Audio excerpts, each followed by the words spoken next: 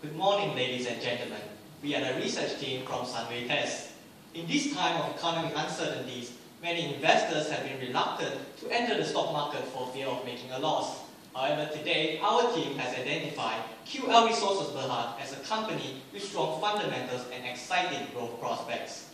QL's share price as of yesterday was trading at Ringgit Malaysia 3.09, and with a target price of 3.86, there is a 25% upside potential, and we thus recommend a strong buy. Let's first take a look at QL's main business activities. QL is a leading agricultural resource-based company, while diversifying into three unique business segments. Its integrated livestock segment is involved in egg production, animal feed trading, breeding of day-old chicks and broilers. Its marine product segment is involved in manufacturing of surimi, surimi-based products, deep-sea fishing, as well as fish meal production. Meanwhile, QL has also ventured into upstream and downstream palm oil activities in the form of palm plantation, crude palm oil milling, and palm biomass. Our buy recommendation for QL is underpinned by three key reasons: that QL shares possess defensive qualities, supported by a sustainable business model with exciting earning growth prospects. Moving on to our first point, QL fundamentally sells staple food products, which contributes to its resilient earnings. We have also observed a near zero correlation of 0.12 between QL's revenue and Malaysia's past GDP growth, implying that QL is highly independent of the general economy.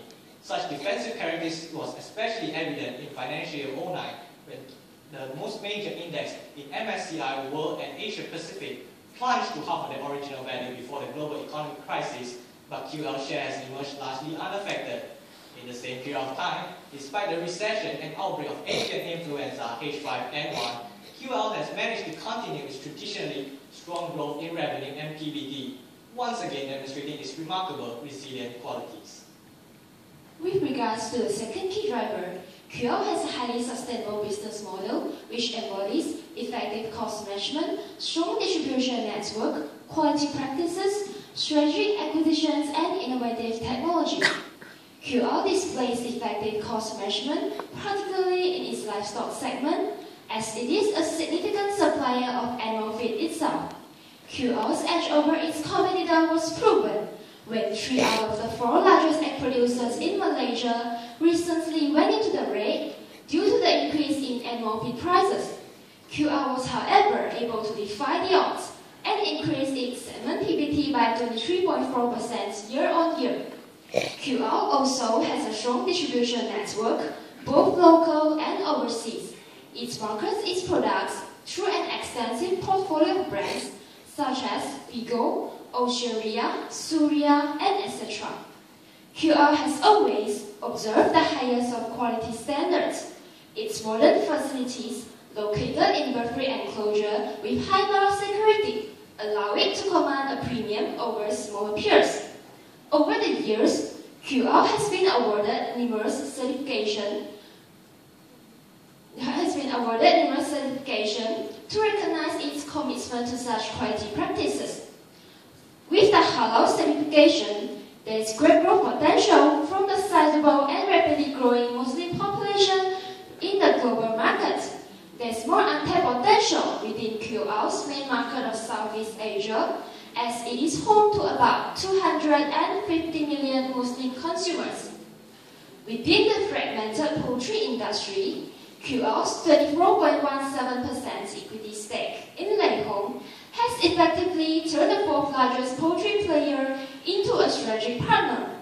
Both companies combined are able to derive synergy through their collaboration in various areas such as feed material sourcing, improvement in value chain network, and operational efficiency. Our buy recommendation is also underpinned by the belief that QL is entering into a latest phase of exciting growth, fueled by its regional expansion and rising demand. All these are well supported by its strong foothold in the industries and the management execution ability. QL has expanded aggressively into Indonesia and Vietnam. 16,200 hectares of palm oil plantation was acquired in Eastern Kalimantan, Indonesia in 2007. In Surabaya, both surimi and fish meal production capacities are expected to increase by 5,000 tons per year.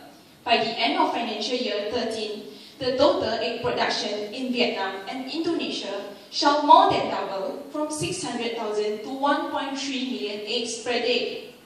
Despite the current gloomy world economic prospect, QL's main markets are within the developing Asia countries, which have a projected GDP growth of 6.7% in 2012 and 7.2% in 2013, doubling that of the worst.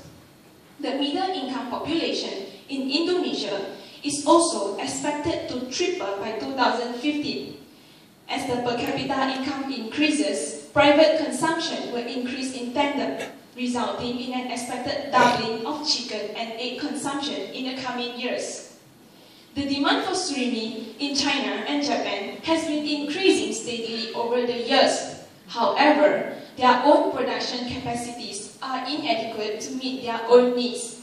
Hence, this heavy reliance on import will favor exporters such as QL.